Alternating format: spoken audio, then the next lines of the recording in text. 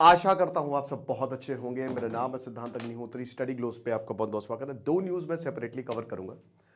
एक तो दोस्तों ईरान पगला चुका है पूरी तरीके से, इधर उधर मिसाइल मार रहा है, कहीं पे भी मार दो, किसी को मत छोड़ो। और मैंने आपको ये बोला था कि यही होगा अगर हमला होता है, रिजीम पर हमला मतलब उनके एग्जिस्टेंस पर हमला, तो दैट विल हैपन, ये डेस्टिनी है। और दूसरा, उधर हमला हुआ है और उधर पाकिस्तान में दंगे हो गए हैं।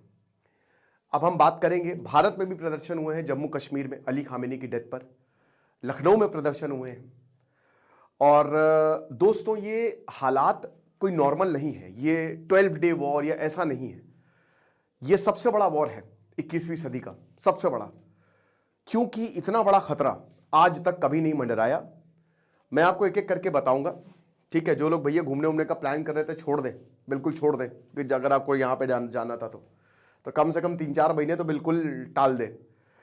और घूमने से याद है भाई, हमारा एक छोटा सा ट्रैवलिंग चैनल है सुकून नाम से, तो उसमें हम इंफॉर्मेटिव वीडियोस बनाते हैं, तो डिस्क्रिप्शन कमेंट बॉक्स पे लिंक है, आप उसको सब्सक्राइब कर सकते हैं। बाकी आज 8 बजे रात में पहली क्लासों की मास्टर चैट जीबीटी की, तो उस कोर्स को भी अवेल कर सकते हैं। तो बात यह है कि यहाँ हुआ क्या है कि ईरान ने बोला है कि हमारे पास मिसाइल्स हैं, ठीक है, और हमारे पास बैलिस्टिक मिसाइल्स हैं। अभी तो ट्रेलर है, पिक्चर अब शुरू करेंगे। अली खामेनी की मौत हुई, मोताबा खामेनी चुने गए, और अभी बहुत कुछ हो रहा है। अली खामेनी के पूरे परिवार को मार दिया। और दोस्तों यही होना था। अली खामेनी 86 साल के थे। लेकिन बात यह है कि वेस्ट एशिया में ना, जैसे अगर आप इस्लामिक देशों की बात करें तो अफगानिस्तान एक ऐसा देश है जहां पे आपको फर्स्ट अगेंस्ट इक्वल्स मिलेंगे, ठीक है, पठानों में ये होता है। बट वेस्ट एशिया में ना हायरार्कियल स्ट्रक्चर होता है, पावर जो है ना वो एक ही के पास कॉन्सेंट्रेटेड रहती है। तो अब यहां अली खामेनी के जाने के बाद बहुत बड़ा ब्लो हुआ है। अब लोग किस तरीके से रिस्पॉन्ड कर रहे हैं दोस्तों, अभी तक ऐसा सच कोई तस्वीरें सामने नहीं आई है कि ईरान में बहुत ज्यादा प्रोटेस्ट हो गए हैं, लोग जो है वो खुशी में सामने आ गए हैं। ये भी हमको समझना पड़ेगा। मैं फिर से बता रहा हूं कि कहीं अमेरिका ने टैक्टिकल ब्लंडर तो नहीं कर दी। रिपोर्ट्स पता क्या सामने आ रही है कि इजराइल और सऊदी अरब ने प्रेशर बनाया था। सोचिए, इजराइल और सऊदी अरब, आपने बिल्कुल सही सुना, इन्होंने प्रेशर बनाया था डोनाल्ड ट्रंप के ऊपर कि हमला कर दो। और अब देखिए क्या हो रहा है, पूरे गल्फ में हाहाकार मचा है। ईरान ने पर्शियन गल्फ को बंद कर दिया है, ठीक है। ये वाला जो पूरा एरिया है, माफ कीजिएगा थोड़ा कैमरा ऑफ हो गया था, ठीक है। ये सब कुछ तो यहीं से जाता है, बाकी ये तो सब लैंड लॉक्ड है। कहां से आप लेके जाएंगे? उधर मेडिटेरेनियन आ जाएगा, मेडिटेरेनियन रीजन आ गया, ये पर्शियन गल्फ है, सबसे इंपॉर्टेंट है। इधर बाल अल मंदेब है, ये भी बहुत इंपॉर्टेंट है। तो ये पूरा एरिया, क्योंकि देखो भाई, ये इधर तो ईरान है ही है, उधर यमन है, तो यहाँ पे हुतीस बैठे हुए हैं। एरिट्रिया में भी, ये जो हॉर्न ऑफ अफ्रीका आपको दिख रहा है ना, यहाँ पे भी भाई इनके अच्छे खासे इन्होंने तैनात करके रखे हुए हैं ईरान ने प्रॉक्सीज। अब दोस्तों मैं आपको बताता हूं कि ग्राउंड पे क्या प्रॉब्लम हो रही है। ग्राउंड पे प्रॉब्लम ये हो रही है कि 1979 में एक इवेंट हुआ था जब अमेरिका की एम्बेसी को इन्होंने कब्जे में कर लिया था, और वो टॉर्चर किया था कि आज भी वहां के जो लोग बचे हुए हैं वो post traumatic stress disorder PTSD से जूझ रहे हैं। ये हालात है, ऐसा टॉर्चर हुआ है, सेम यही हो रहा है। अमेरिका की कॉन्सुलेट पर हमला है, भयंकर हमला है दोस्तों। आपने शिया के बहुत बड़े लीडर को मार दिया है। आप इसकी ग्रेविटी को समझिए, है ना। अमेरिका ने खामेनी को मार दिया, और वो कौन है? वो शिया का सबसे बड़ा लीडर है, ठीक है, वो मर गया। शिया सुन्नी में डिवाइडेड है। इस्लामिक देशों में भयंकर प्रदर्शन होंगे जहां पे कंट्रोल नहीं है। गल्फ में जहां डेवलपमेंट है वहां तो नहीं होने वाले। पाकिस्तान में काउंसुलेट को फूंक दिया है। कराची में पाकिस्तान का जो अमेरिका काउंसुलेट है, क्यों अमेरिका, अभी उसको उसमें हम अलग से लेक्चर लेंगे, क्योंकि वहां पे बड़ी दिक्कत आई हुई है कि अमेरिका का सपोर्ट कर रहे हैं। तब जो भी अमेरिका का सपोर्ट करेगा, कोई रिजीम सेफ नहीं है इस्लामिक देशों में। और यहां पे भी अलग अलग काउंसुलेट पर हमले किए जा रहे हैं, अमेरिकी काउंसुलेट पर। अब देखिए दोस्तों, यहां पे 40, अब मैं आपको एक एक करके अपडेट देता हूं कि ईरान में क्या हुआ है, ईरान क्या कर रहा है। ईरान ने इजराइल के तेल अवीव में, जो उसकी कैपिटल है, 40 बिल्डिंग पर हमला, मतलब हमले किए, तो 40 बिल्डिंग डैमेज हुई है। अब आप ये समझिए कि इजराइल के पास सी डोम है, आयरन डोम है, उसके बावजूद 40 बिल्डिंग डैमेज और अभी हमले हो रहे हैं। बहुत कह रहे थे ना, ईरान के स्कूलों पर हमला हुआ, इजराइल के भी एक स्कूल पर हमला हुआ है। अब अभी नहीं पता कि कितने बच्चे मरे हैं, क्या मरे हैं, तो यही है। उसके बाद ईरान ने अपने पर्शियल गल्फ को क्लोज कर दिया है। ओमान का जो डुकिम कमर्शियल एयरपोर्ट है, 2 ड्रोन्स वहां पर गिरे हैं। सोचिए, ओमान का बहुत ही इंपॉर्टेंट पोर्ट गिर गए, वहां पे ड्रोन्स गिरे हैं। सारी कमर्शियल एक्टिविटीज बंद है।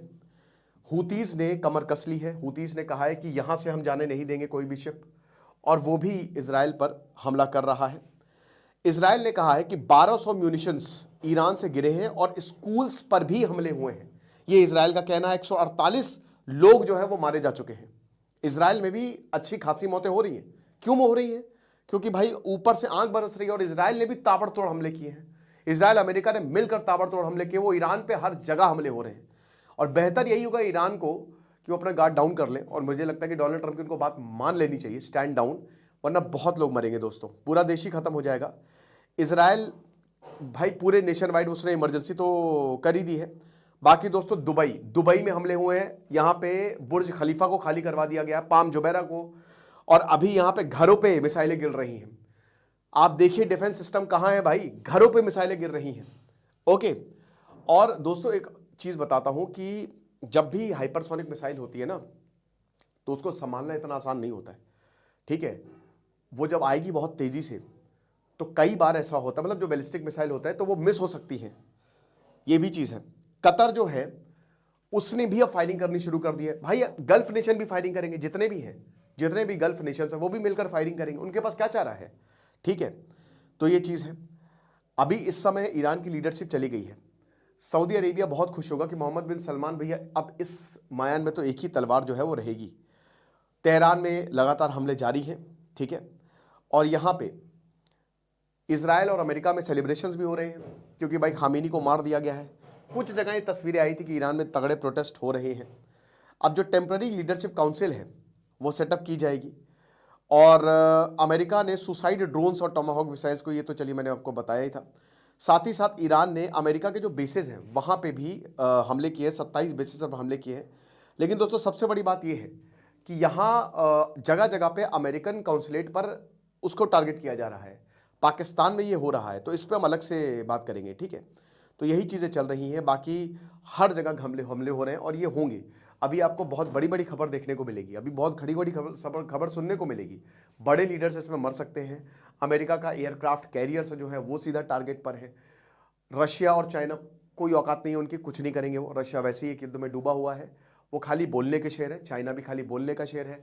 इस समय ईरान इज टोटली अलोन, लेकिन उसने जितने भी हथियार के जखीरे बनाए थे, वो कहते हैं ना कि चलो छोड़ दो भैया, रमजान में दिवाली मन रही है ना, ये हालात हैं। तो ये चीज देखने को हमको मिल रही है। अब बात ये है कि कहां जाके रुकेगा। ये वहीं जाके रुकेगा जहां आप सोच रहे हो, या तो ईरान हारेगा या खत्म हो जाएगा।